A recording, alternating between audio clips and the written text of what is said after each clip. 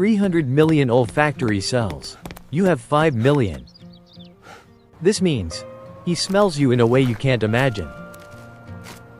And what he perceives has kept scientists awake for years. Not because it's beautiful, but because it is frighteningly precise. Because your dog doesn't just smell what you have eaten. He smells what is happening inside your body right now. Deep inside, on a cellular level. I want to tell you today what this nose can really do. And why you will never look at those moments when your dog acts weird the same way again. There is a nursing home in Providence, Rhode Island. A Labrador named Oscar lives there. Oscar is not a therapy dog. He wasn't trained to sit with the dying. But in 6 years, Oscar has accompanied 25 people who died in the next few hours. He comes in, finds the right person, lies down, stays. The staff have learned, when Oscar stays, they call the family. No one taught him that. No one knows how he does it. But science now has an explanation for this phenomenon.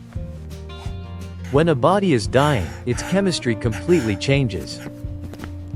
Substances like putrescine and cadaverine are formed, volatile organic compounds that escape through the skin and breath. For us, invisible, odorless. For Oscar, as clear as a signal. But wait, it goes even deeper than you might think. Because Oscar is not an isolated case. He is just the most famous example. All over the world, vets and dog owners report moments that simply cannot be explained otherwise. The dog who refuses to leave his owner's side. Who behaves differently for weeks. For no apparent reason. Then comes the diagnosis: cancer, Alzheimer's, heart failure. What does he really smell? How exactly does this work?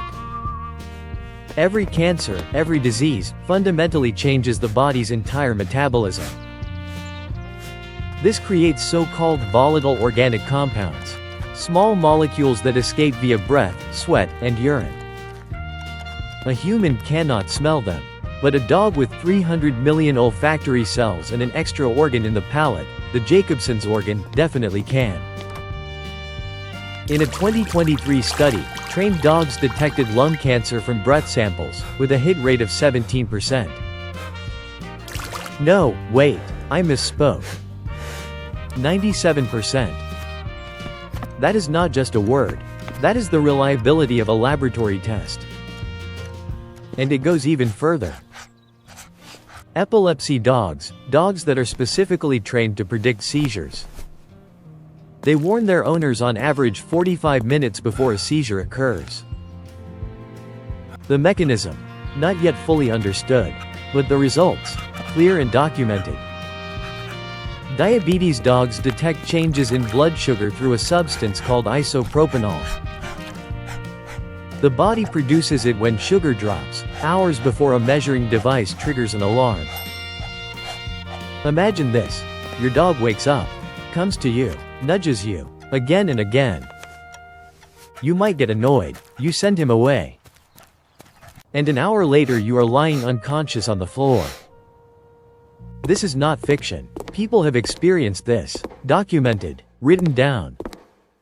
I say this carefully, because it is not something to take for granted. But here is the question that really occupies my mind. What if your dog is smelling something right now that you don't know about? What if that strange behavior last week, that refusing to leave your side, wasn't a coincidence? I don't want to create panic. That would be entirely wrong. Most moments when a dog behaves strangely are completely harmless. But some are a clear signal. And here is the amazing thing. We have been building electronic noses for 20 years. Highly complex sensors that are supposed to do the same thing as a dog's snout. After 20 years of research, they don't even reach 10% of the performance of a real dog's nose. That thing currently sleeping on your couch cannot be replaced by any technology. It smells the world in a dimension that we can't even properly describe. It smells your history, your health, perhaps your future. And in the evening, when he leans against you and pauses briefly, maybe he is taking stock. Maybe this is not just a ritual. Maybe this is actually a checkup. If you know someone who is struggling right now, with health, with exhaustion, with the feeling that something is wrong, send them this video. Without words, sometimes that isn't necessary. And now, a question that I want to leave completely open. Your dog has a nose that smells things we don't understand. That is a fact. The question that science has not fully answered yet. Does he know what he is smelling?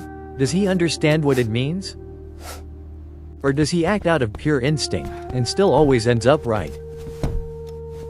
This question remains open, and that is exactly the right place for it. But perhaps that is the wrong question to ask. Perhaps the right question is, what do you do with this knowledge? You have an animal next to you that perceives things about you that you yourself do not know. That sounds scary. I completely understand that. But if you turn it around, it sounds very different. You have an animal next to you that cares about you, in a way that goes deeper than language. He doesn't say, "I am worried." He simply comes to you. He just stays. He looks. He nudges. He lies down and doesn't go away. Imagine having that on the other side. A human who knows you so intimately. Who smells when you are doing worse, even before you know it yourself. Your dog is exactly that. Every single day, without exception, without conditions. And the next time he acts strangely, when he won't leave your side, when he sniffs more intensely, when he looks funny. Then take a moment for yourself. Listen to your body, not out of panic, but because he wants to tell you something right now that he cannot put into words. You just have to learn to listen with the senses you have, and allow him to speak with his own. Two different noses, one shared language. This is what we call trust. He chose you before he even knew who you were. And he stays with you, no matter what he smells.